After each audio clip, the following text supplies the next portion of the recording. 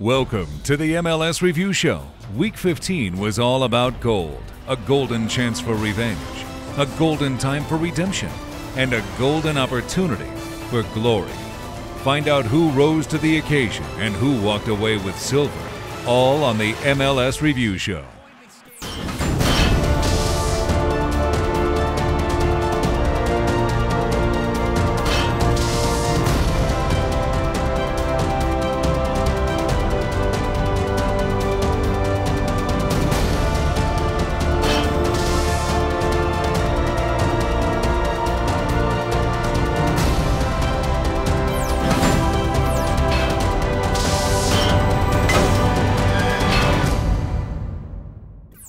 In sold-out Reliance Stadium, the USA looked for Gold Cup revenge. In their first meeting, Panama had upset the Yanks 2-1. But after some tactical shifts in 77 minutes, Clint Dempsey put the Americans through to the final after getting his foot on the end of a low cross from Landon Donovan. Donovan may have been credited with the assist. However, it was surprise sub Freddie Adu who hit the Galaxy striker with a perfect ball to set up the sequence and helped punch their tickets to Pasadena for the final on Saturday against Mexico. My role as a substitute is to make an impact, and I think Freddie, same goes for Freddie. And we were able to combine well and make the play that won the game. We're rising every single game, and we're more focused and more concentrated, and we're more as a unit now. We've said all along that this tournament it's a marathon, and you can't get too caught up in one result, one performance. You got to keep getting better as the tournament goes on, and now we find ourselves in the final with a chance to win it. MLS had two games on the slate Wednesday night, starting in Philadelphia as the Union hosted Sporting Kansas City. Undefeated at home all season, head coach Peter Novak fielded an offensive-minded team that included Carlos Ruiz and Jack McInerney up top, along with both Sebastian Letou and Veljko Panovic sitting in attacking midfield spots. With all those scoring options on the field, the Union still couldn't find the back of the net after an amazing performance by Sporting backstop Jimmy Nielsen. Teal Bunbury made his long-awaited return to the KC starting 11, but it wasn't enough, as this one ended 0-0. Chicago played host to Real Salt Lake in the second game of Wednesday night. With Gene Alexander serving a suspension, forward Artur Agassian was given his first MLS start. However, his strike partner Fabian Espindola would only last 7 minutes before picking up a leg injury and being replaced by Luis Gil. The Fire saw Marco Papa return to Toyota Park as a second-half substitute, but it wasn't enough as they played to a 0-0 draw as well. Thursday night, Seattle hosted the New York Red Bulls at the newly renamed CenturyLink Field in front of a crowd of 46,505 fans. The Sounders found themselves up 2-0 after 13 minutes with goals from Eric Freeberg and Ozzy Alonso. However, Dane Richards pulled one back for the Red Bulls before the half. An own goal had Seattle reeling, but super sub Roger Levesque would bag a second-half brace as the Sounders knocked off New York 4-2. And that's difficult, right past Sutton as well. The pace of the ball is fine. You see the pressure coming in from Levesque. He cuts the angle down of the pass out to the left back. And then he makes him hesitate. And once he hesitates, the ball comes loose off his feet, and then he's in trouble. Levesque is happy to fall over that sideboard anytime. Coming up on the MLS Review Show, DC United hosts Eastern Conference foe, the Houston Dynamo. Hey, it's Charlie Davies with DC United, and you're listening to ExtraTime Radio. The ExtraTime Radio podcast comes out every Monday and Thursday on iTunes and Buzzsprout. You can also listen to each episode at mlssoccer.com/extratime. We're a soccer podcast. And I have no friends. I like to tie my shoes. Well, we'll get back to some women's evening wear talk. You guys are too old. It's only for 8-year-old boys. What's wrong with that? Yeah, this is your tweet of the week. Janino's not going to win a game for you. They're a sign of the apocalypse. That's why he's here! Fans, we want to hear from you. You're encouraged to email ExtraTime at mlssoccer.com or tweet at ExtraTime Radio with any comments, questions, or reactions. Welcome back to the MLS Review Show. The original California rivalry is reignited as the Galaxy head north to face the Earthquakes. But first, DC looks for redemption as Houston comes to town. DC United opened up Saturday's schedule of games with the news that Brazilian midfielder Fred would be leaving DC during the transfer window to return to Australia and join the Melbourne Heart on a 2-year deal. Due to the unique nature of the arrangement, Fred would still be available for Ben Olsen's boys until mid-July if needed. After snagging a point against RSL last week by way of a controversial penalty kick, Charlie Davies would hope for a better performance against Houston. Not only was DC looking for their first win in 3 games, but it was also Charlie's birthday. A victory would push them 2 points ahead of the Dynamo for 4th place in the East. Houston headed into the game in a slump as well, having converted just 1 of the 5 past games into a win. Returning to the starting lineup, veteran Brian Ching called for players to return to the gritty blue-collar style of play that made the Dynamo such a success in years past. Striker Will Bruin would hope to rekindle his magic from the team's first meeting, where he registered his first career hat-trick, and of course introduced MLS fans to the Dancing Bear.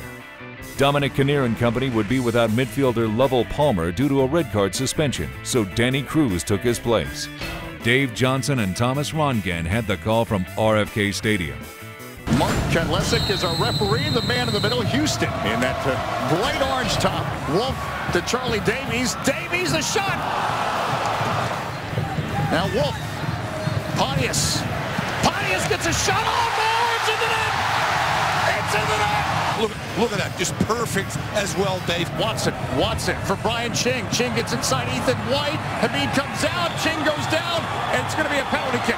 Splits both Kitchen and Perry White. Not good defending there. Bill Mead comes off his line and hard to tell. Davis there, poach into the net, and Houston has equalized. The Hart sends it through. Here comes McCarty, and it is cleared off the line. The rookie Sarkody saves a goal. Nahar. Woolard. Davies, the save. And Woolard played a ball in. Picture perfect, Charlie. As we get into stoppage time until 1 minute. Ching again, looking for it. Hamid. Replaces Brad Davis with the service. Haino got up for it. He didn't get onto it. Still loose. Set in. Off the crossbar. Bruin comes through. And Bill Hamid does get a piece of that to push it against the bar. That's the key save of the game right now. He'll have a chance to serve. Nahar is able to trap it. Nahar dancing around Clark. Still Nahar. Pinballs. This is Davies. It's in the net. It's in the net. Charlie Davies finds himself a mark because Brett Schneider is moving around and occupying people. Thanks for coming. 25th birthday. Cam Weaver's making a run. So is Will Bruin. This is Clark. Clark chipping, and that's Ching. It's in the net. It's in the net. We talked about it, Dave. Too many open orange jerseys in the box, and sooner or later. Brett Schneider drives it into the wall. And that's it.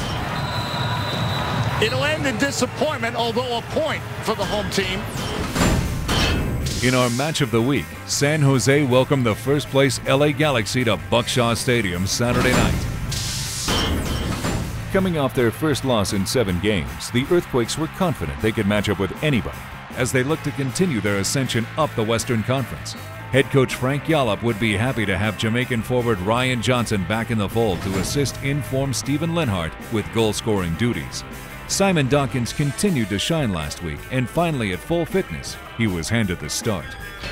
Already without Landon Donovan, the Galaxy would also be missing David Beckham, who sat out his 2nd straight game due to back spasms. However, LA looked just fine without the 2-star midfielders last week in a convincing 3-1 win over Colorado. Head coach Bruce Arena hoped his team could carry that momentum into the California Clasico and push their unbeaten streak to a season-high 10 games. A win wouldn't come easy, though. LA went into Buckshaw Stadium looking for their first win there since June of 2008. One advantage for the Galaxy, shot stopper Donovan Ricketts returned between the pipes. Mark Rogandino and Chris Klein were behind the mics. Waiting for the whistle from our referee, Juan Guzman.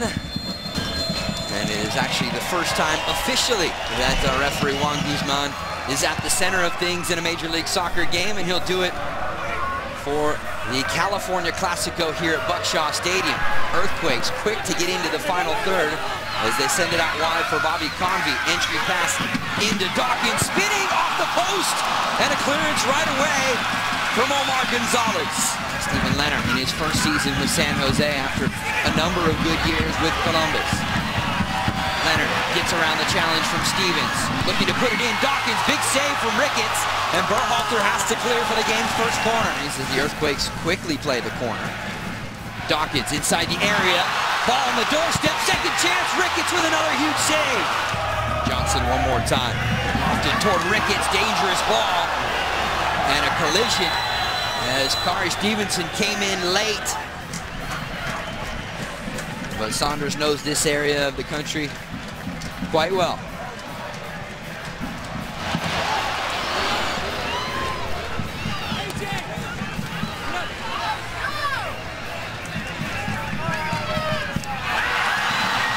Oh, there's an elbow.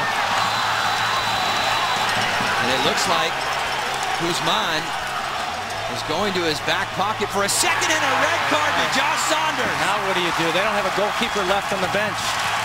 Seaman just tries to head that. And Josh, without even looking, maybe just trying to hold Steven Lenhart off from coming back in again, gets him right in the face there. Convey, long distance. McGee, his first save of the game. First save of his career. Flag stays down here for McLaughlin. Sends it in, deflected. McGee with the save. Franklin with the clearance. Burchell scrambling. Josh Saunders, though, wouldn't get much playing time either. Just a couple of minutes before halftime, he was shown straight red. Back post chance in front. Mike McGee with a huge save. The early indications are a broken forearm for Jamaican goalkeeper Donovan Ricketts. And a red card to Josh Saunders. There's no pictures next to the stat sheet. It may not have been pretty, but after 90 minutes plus stoppage time here at Buckshot, the Galaxy earn a 0-0 result against their rivals from Northern California, the Earthquakes. McGee reacted quickly and said he could do it, and that's what we did. No, I just took a look around after Josh got the red card, and I kind of nominated myself. I looked around and didn't see too many American guys, a lot of foreigners weren't known to be good with their hands, and stepped in and did all right, I guess. No, if it wasn't for our defense, I probably would have let in about 6 or 7. What do I do next week? I'm probably going to start McGee in the goal. Coming up on the MLS Review Show, Chivas USA looks to be the first team to take 3 points from PPL as the Union welcome the Goats. Every week, MLSsoccer.com provides you the opportunity to select the Goal of the Week winner. You can choose between the 5 nominees directly on MLSsoccer.com on the AT&T Goal of the Week page. You can also send in your vote by texting the corresponding goal to code 22442. Winners are announced every Friday, so make sure you vote early and often, keeping in mind polls close at 11:59 p.m. Pacific Time on Thursdays. Winners so far include Juan Agudelo of the New York Red Bulls, Javier Martina from Toronto FC, and O'Brien White of the Seattle Sounders.